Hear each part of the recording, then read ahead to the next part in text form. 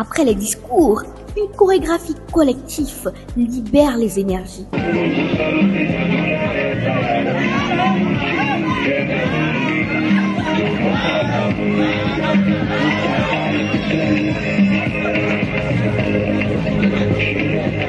Puis les groupes se forment pour des sections de réseautage plus ciblées. Moment très attendu, la visite des stands. Jeunes entrepreneurs, aux mains parfois tremblantes mais regards fiers, ils présentent leurs produits, leurs services, leurs prototypes. On goûte, on touche, on pose de vraies questions. Un bain de réalité inspirant. Puis la programmation s'emballe. Story time pour partager les échecs fondateurs, séance des business models Canva pour structurer les idées.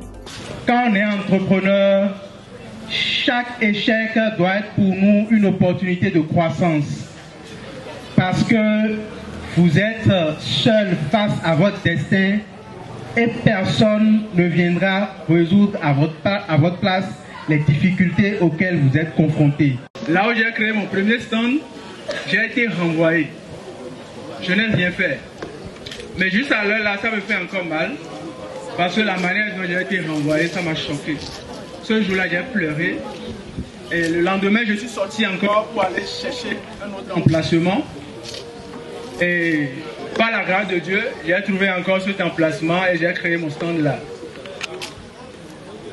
L'année 2024, j'ai postulé à un projet.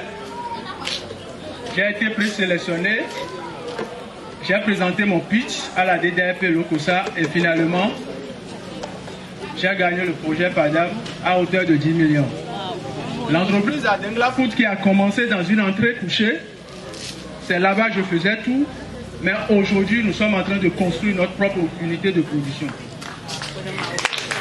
Tout ça là n'existait pas quand j'avais commencé, mais aujourd'hui c'est un fait, c'est un acquis. Nous avons eu des diplômes, mais sur le terrain c'est une autre réalité. Peut-être même que le chemin que nous avions entrepris n'était même pas notre chemin. Je veux parler des études qu'on a eu à faire. Mais quand même, ça nous a permis quand même d'avoir des attitudes. Voilà. Et donc, sur le terrain, lors de nos expériences, nous avons pris conscience qu'il fallait entreprendre. Et la musique, les danses, les prestations artistiques viennent rappeler que la culture est aussi un moteur d'inclusion.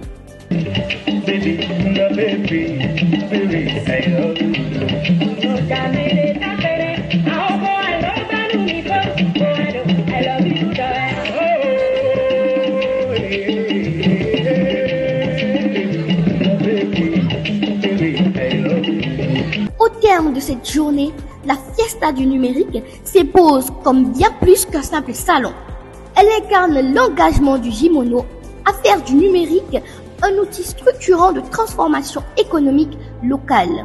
Une première édition concluante qui ouvre la voie à une dynamique durable. Le Monox se connecte et ça ne fait que commencer.